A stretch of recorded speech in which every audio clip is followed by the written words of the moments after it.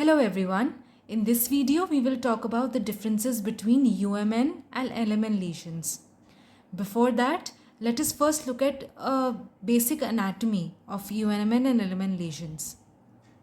So, we have the motor cortex from which the motor fibers originate. They go into the corona radiata.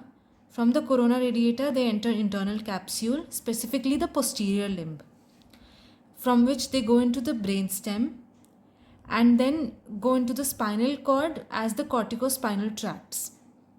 From the anterior horn of the spinal cord, spinal nerves arise which innervate a specific muscle.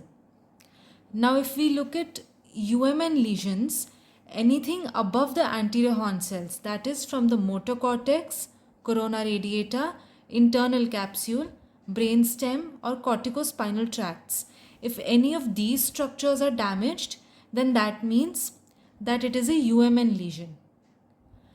Whereas, if the anterior horn cells, spinal nerves, neuromuscular junction, if these areas are damaged, then it is called as an LMN lesion. So LMN lesion comprises of anterior horn cells, spinal nerves and NMJ disorders, and upper motor neuron lesions comprise of damage to the motor cortex, corona radiata, internal capsule, brainstem or the corticospinal tracts.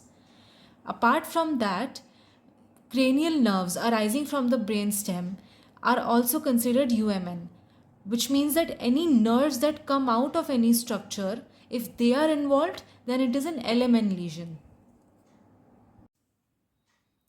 Now let us look at the individual differences between UMN and LMN lesions. So the main cause of a UMN lesion would be a stroke, which could be a hemorrhagic or a thromboembolic stroke in any of the areas, including the cortex, corona radiata, internal capsule or brainstem. Whereas in an LMN lesion, the main cause is going to be any disease which affects the peripheral nerves, including poliomyelitis, diabetes mellitus, alcohol, Guillain-Barré syndrome or motor neuron disease. The type of paralysis in a UMN lesion is a contralateral paralysis. This is because in the brainstem, the motor tract undergoes a pyramidal decussation.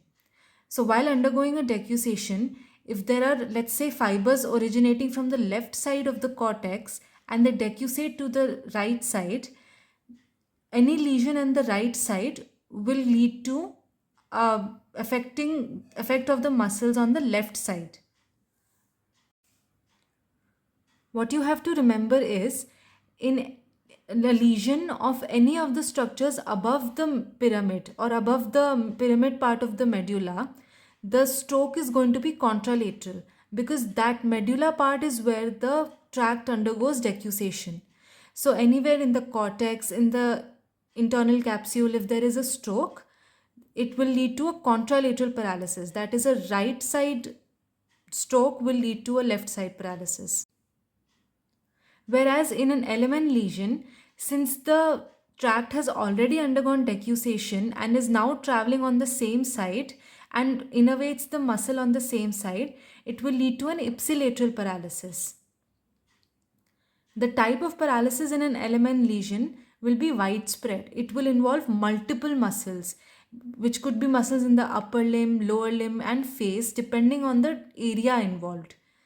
Like the cortex or the internal capsule, it will be a widespread involvement.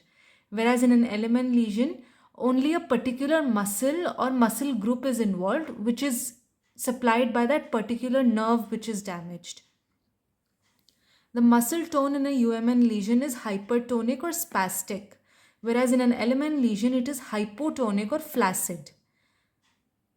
Deep tendon reflexes in a UMN lesion are exaggerated, whereas they are absent in LMN lesions. Plantar reflex is extensor plantar reflex in upper motor neuron lesion, which is also called as Babinski sign positive. So if the plantar part of the foot is stroked, it will lead to an extensor or a fanning type of response, whereas the normal plantar reflex should be flexion. Whereas in LMN, this plantar reflex is going to be completely absent. Fasciculations are mainly a feature of an lower motor neuron lesion, whereas clonus is a feature of upper motor neuron lesion.